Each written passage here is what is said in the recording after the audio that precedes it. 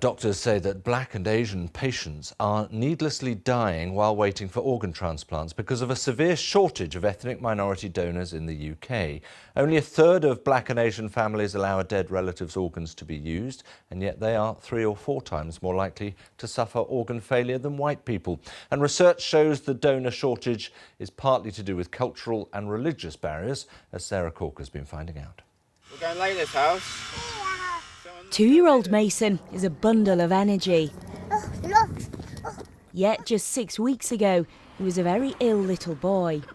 He had failure in both of his kidneys. He was undergoing dialysis for 2 years. He had to be attached to a machine for 12 hours at night. To save his life, his father Lawrence became an organ donor. I thought, well, the best chance he would have would be for me to donate my kidney to him, and so he wouldn't have to spend long on dialysis, or it could mean that if that didn't work, he would die. Oh no. It's just amazing to see him running around knowing that he's going to have a really good chance of life, a normal life. But not everyone is so lucky. There's a serious shortage of African Caribbean donors. And the story unfolds.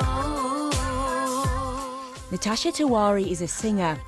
She wrote this song about how complications from diabetes led to organ failure. She is still smiling, but she's lost her sight completely and now desperately needs a dual transplant.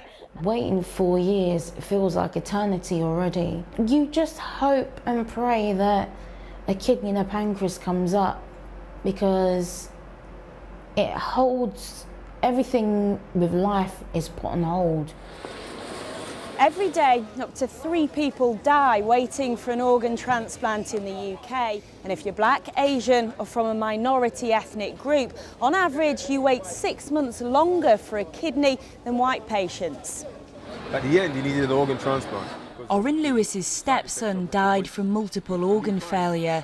He set up a charity to tackle cultural and religious barriers to donation. Myths, fears and taboos, lack of awareness, apathy, not my problem. All those sort of things are in there.